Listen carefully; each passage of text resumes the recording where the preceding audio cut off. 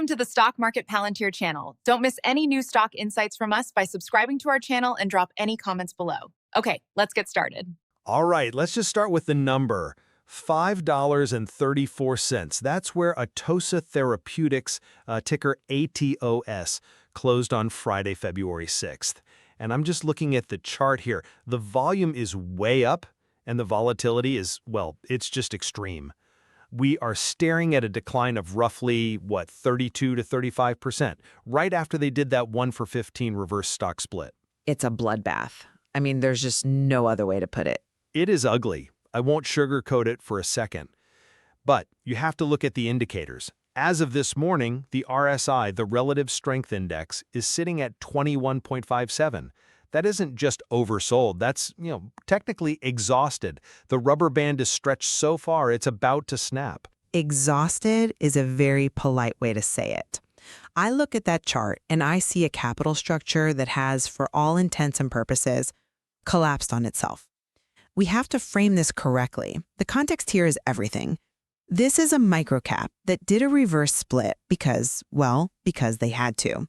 They were trying to satisfy NASDAQ Rule 5550A2 to avoid getting delisted. So sure, they saved the listing, but look at the last 4 days. They might have torched their entire retail base to do it. And that's the fear. I absolutely grant you that. But here's the other side of the coin, and this is really the central question for today. Is this just a falling knife, like you're suggesting, trapped in some kind of death spiral? Or is the market pricing a Phase 2 asset with $51.8 million in cash, by the way, at a negative enterprise value? Because right now the market cap is hovering around $46 million. You're buying the cash at a discount and you're getting the entire clinical pipeline for free. If the pipeline is viable. And if that cash doesn't just burn away before they get anywhere near a finish line. See, I look at this and I see a company where the financial engineering is completely overshadowing the biological engineering right now. You say negative enterprise value like it's some kind of guaranteed win. I say it's a giant red flag that the market expects that cash to just evaporate. Well, let me offer a different perspective. I think the market reaction to a reverse split is almost always irrational, at least in the short term. It's a mechanical event, not a fundamental one. Algorithms sell, funds have rules, that's just noise. What's fundamental is the de-risk science of Z-endopsin. We're not talking about some mystery molecule here.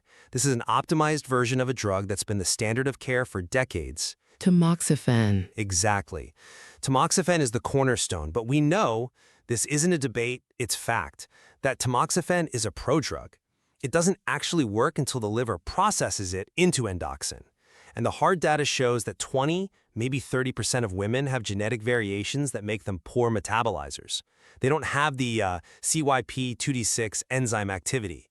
So they take the pill, they get the side effects, but they don't get the therapeutic benefit. The mechanism is sound. I've never disputed the biology of CYP2D6. It's a well-known problem with the standard of care.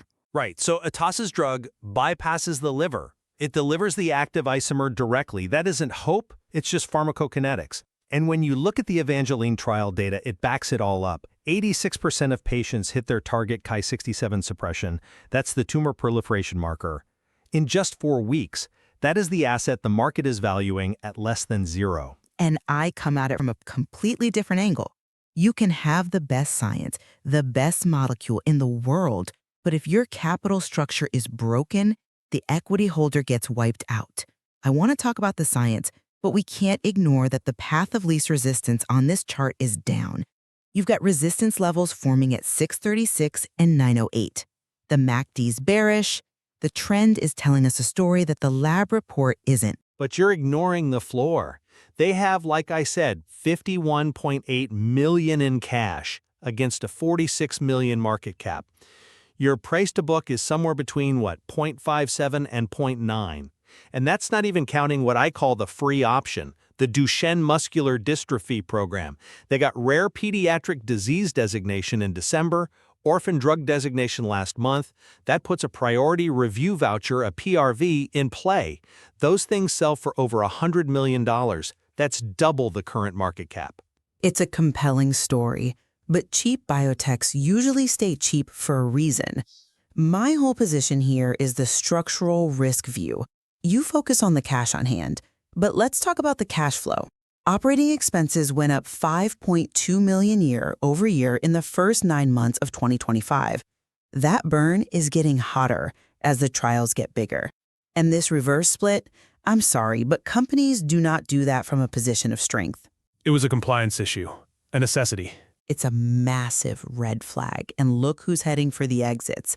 You have a huge institutional exodus. Yeah, Vanguard added a little, but they're passive. They have to.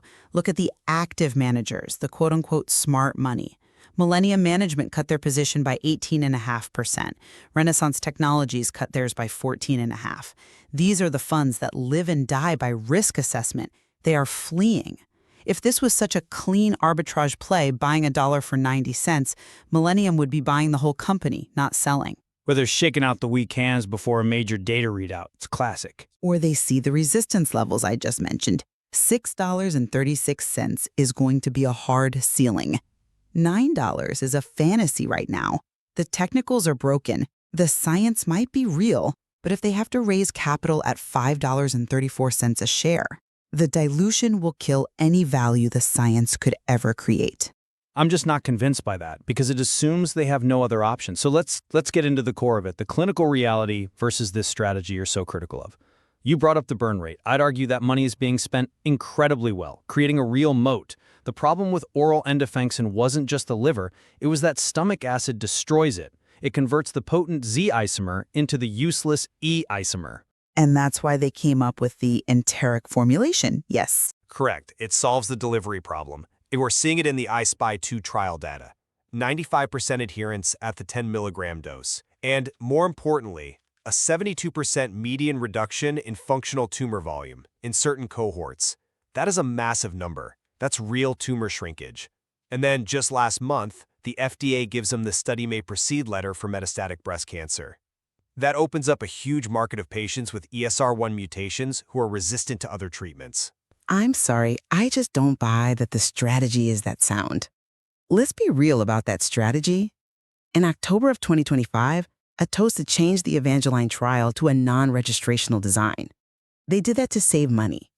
When a company says a trial is non-registrational, what they're really saying is, we can't afford to run the trial that would actually get the drug approved right now. They're streamlining to get to the data faster. The market wants data. The market wants an approval. This change, yes, it accelerates a readout, but it kicks the can way down the road for an actual FDA approval. You're adding years to the commercialization timeline. And about that metastatic breast cancer expansion, that market is incredibly crowded. You're going into phase 2 against giants, Pfizer, Novartis, with basically unlimited money. ATOS is walking into that fight with $51 million. That's not a war chest. In oncology, that's lunch money. It's enough to get to the next data point. And if the data's good, partners will come calling. That's how this works. But let's put this valuation in context. Let's do a peer comparison. Look at Olema Oncology, ticker OLMA. They also have an oral therapy, OP1250. Their valuation is around $1.2 billion. ATOS is at $46 million. The disparity is just, it's nonsensical. Is it though? Or look at Greenwich Life Sciences, GLSI. ATOS has $51.8 million in cash. Greenwich has, around $3.8 million? Yet ATOS is the one being treated like it's on life support? It's trading at its cash value. That comparison is dangerous. Olema has a $1 billion valuation because the market believes they have the funding runway to actually get it done. The market pays for runway. ATOS's runway is shrinking. And speaking of insiders, let's look at the insider activity here. Insiders hold about 9.5%. That's decent skin in the game. Sure. And the CEO, Stephen Quay, got a grant of 950,000 options. But that's a grant. It's compensation. Where is the open market buying? If this stock is trading below cash, why isn't the entire management team buying shares with their own money? That is the ultimate vote of confidence, and we're seeing zero. If the CEO thought this was a sure thing, he'd be loading up the truck at $5.34. But the split changes the game there. They needed to do it to get back over $5 so that institutions could even look at them. Many funds are prohibited from buying penny stocks. This was a necessary evil to attract bigger money. And in doing so, they completely alienated the retail base that kept them afloat. I mean, look at the sentiment. StockTwits is still bullish, yeah, because it's full of people holding heavy bags. But go look at Reddit. The communities there they're mixed. They feel betrayed. That reverse split wiped out the goodwill from 2020 and 2021. You traded a loyal retail army for flighty institutions that are, right now, selling. That seems like a bad trade to me. I think you're really underestimating the pivot, though. Let's talk about the DMD program. You call it a distraction, but the biology is synergistic. Z-endoxifen inhibits PKC beta 1, which we know helps mitigate muscle inflammation and fibrosis. This isn't just throwing darts at a wall. It really feels like a shiny object. How is it a shiny object when it comes with a tangible financial asset attached? That priority review voucher, if they get an approval, they can sell that voucher. Historically, they go for over $100 million. That is non-dilutive capital. That solves the very financing risk you keep talking about. If. That little word is doing a lot of heavy lifting in that sentence. DMD is a graveyard for biotech companies. The failure rate is astronomical. And the regulatory path isn't even set yet. They're still talking to the FDA. To me, this looks exactly like a company that's looking for a new headline because their main breast cancer timeline just got longer. It's not a pivot away from cancer. It's an expansion of the molecule's potential. That's just good science. It's high-risk science, and the market hates risk right now. That is why the price is $5.34. And that price is what creates the opportunity. The downside is arguably capped by the cash. It's only capped if the cash doesn't burn away first. Okay, let's zoom out for a final thought. We have a company trading at cash with what is clearly a pivotal year ahead. Look, I'll acknowledge it again. The drug has a mechanism that makes perfect sense. Bypassing CYP2D6 is smart. But as an investor, the trend is king. You cannot fight the tape. The drop from a split-adjusted high of over $19 to $5.34 tells the whole story. The market has spoken. And that 40% drop in the number of institutional owners, that's the metric to watch. Until active money comes back to the table, this is a show-me story with massive financing risk. I see the risk, but I see the market inefficiency much more clearly. You are paying $46 million for a company with $52 million in the bank and a drug that, in one study, cleared circulating tumor DNA in 70% of patients. That's hard data. The reverse split was ugly, it was technical, but it's over. The catalysts are all ahead of us in 2026. The MBC trial start, final I-SPY2 results, the DMD feedback. The downside is the cash on hand. The upside is the clinic. I think 2026 is absolutely the binary year for them. Either the data forces the market to re-rate this stock, or the cash burn forces them into a dilutive raise. There's really no middle ground. On that, we can agree. And I'd just encourage people to look past the chart for a minute and dig into the charisma density data. A 19 percentage point reduction in breast density versus placebo, that's a significant finding. It is.